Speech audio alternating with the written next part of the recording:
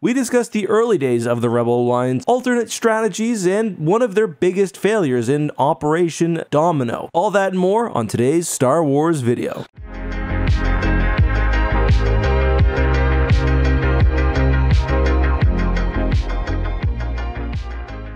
Hey guys, this is Justin. Hello and welcome to another video. Before we begin, just a couple of announcements I want to make. First of all, I gotta give a massive thank you to my friend Marmar. She's taken the job of editor for the Eckhart's Ladder channel, and I think over the past couple of months, she's done a really phenomenal job. I'm sure some of you haven't even noticed because she does such a good job of matching my style. But anyway, I'm so busy with a new baby and my other channel commitments, I couldn't do it without her. So say thanks, Marmar, in the chat or something. The other thing, we are so close here on the channel to 1 million subscribers.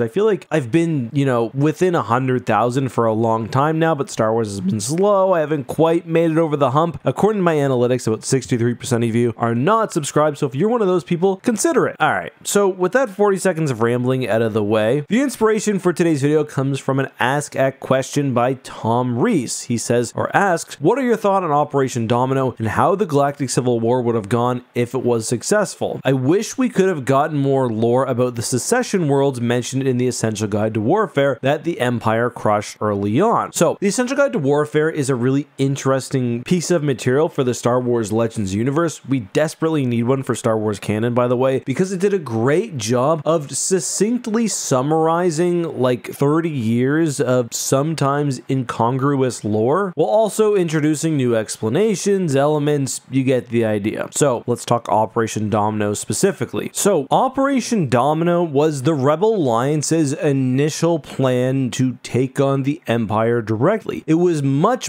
different than the strategy they would eventually use, in that worlds would openly rebel against the Empire and hope to fight off the yoke of oppression through sheer strength. In the later Alliance era, there would be very few planets which would openly rebel against the Empire, the most notable of which being Mon Calamari, and generally instead, Alliance forces would find sympathetic planets, use them for credits and resources, while organizing on their own. Anyway, the Essential Guide to Warfare says that Operation Domino called for stronger sector forces to defeat local Imperial Army garrisons in showpiece battles than dig in behind their planetary shields, proving that planets could free themselves and inspire revolution across the galaxy. Unfortunately, most of these uprisings were unsuccessful, and I quote, dozens of Alliance armies were destroyed and surviving units fled. Operation Domino taught Mon Mothma a valuable lesson. Sector forces are only one part of an army. They need support, everything from logistics to air support to training. And Operation Domino didn't really allow for that. It basically assumed that pure passion would be enough to defeat the Empire and start the fight for peace across the galaxy. What's interesting is that Operation Domino represented one of two very different potential Alliance military doctrines. And generally, that is asymmetric warfare versus fighting and holding territory. Mon Calamari would actually be, according to the Essential Guide to Warfare, one of the few victories of Operation Domino, but generally, Alliance strategy would rely far more on hit and run attacks than actually holding out against the Imperial war machine. And I don't think Operation Domino ever would have been successful because of the Empire's overwhelming power. In fact, I think Operation Domino somewhat plays into their hands. The Empire is very focused on appearances. The Tarkin Doctrine implies that there's overwhelming force everywhere that no one can stand against. Operation Domino would have seen several planets take the incredible bold move of not only declaring independence, but fight off the Imperial oppressors, only to be matched by what would inevitably be a massive Imperial fleet or the Death Star. With Operation Domino, in my opinion, you're giving the people hope for a bit, but eventually every planet that stands up against the Empire will eventually be destroyed. And I mean, that also comes down to relative strength. The Rebel Alliance could field infantry and small forces, which were successful, but they had no practical means to, say, face off against a full-on invasion from space. According to the Essential Guide to Warfare, even after the initial failure of Operation Domino, there were Alliance military strategists which still wanted to, and I quote, reclaim and hold territory. But to me, the peril in that seems obvious. You're giving the Empire the chance to not only destroy your assets, but destroy your assets publicly. Like, this is a beautiful opportunity for Imperial propaganda. Don't stand against us because you will fall. The beauty of the Rebel Alliance as it would later exist is that it could not be dismantled by an orbital bombardment. Alliance sympathizers and agents were found across the galaxy, pretty much every planet. Now, the question did also ask about secession worlds. That topic is briefly touched on in the Rebel Alliance sourcebook, again as a reason why the Alliance adopted this more decentralized system. It says, soon after the Declaration, that's the Declaration of the Rebellion, was distributed, several systems openly declared their allegiance to the Alliance. This was valiant but foolish. Mothma attempted to stop them but was too late. Imperial response was swift and harsh, and within weeks, all of the secession worlds were suppressed. Interestingly though, as those planets openly defied the Empire, they were able to publicly move their weapons and resources to the hands of the Rebel Alliance, and that is one benefit of openly taking a stand against the Empire. You don't have to move things through back channels because there's nothing worse that can happen at this point. They want to blow you up, they're going to try to. You can openly support the Rebel Alliance in whatever way possible. And on that note, the lack of true Rebel worlds did make things difficult for the Alliance. Everything from food production to weapons and ammo manufacturing were impacted, and that also dictated how the Alliance fought their war. And the one world which really did hold out, Mon Calamari, ended up being responsible for a major portion of the Rebel Alliance's capital ships. And why didn't the Empire destroy this one last secession world? Well, really, it was a repeat of what had happened years earlier with Yavin. After the Rebel Alliance destroyed the Death Star, they didn't actually flee the planet. The Empire also held off before making a full-scale assault. They wanted a massive morale victory where they would wipe the Alliance out totally. They were waiting for the Executor Super Star Destroyer. The Alliance still ended up getting away with Mon Calamari. The thing they were waiting for was the second Death Star. Mon Cala would have been one of several worlds Palpatine would have immediately destroyed, probably along with Bothwy, Chandrilla, and others. Well, I don't think outright general warfare against the Empire would have been possible with held planets. I am a bit surprised we never really got more of a focus on backwater Rebel Alliance worlds, not just like bases as they had at Hoth or Crate, but manufacturing worlds, agricultural worlds, maybe deep out in the unknown regions. I think that would be an interesting topic for a single story. But that's all I've got for today's video. Thanks so much for watching. I'll see you soon. May the Force be with you. Bye-bye.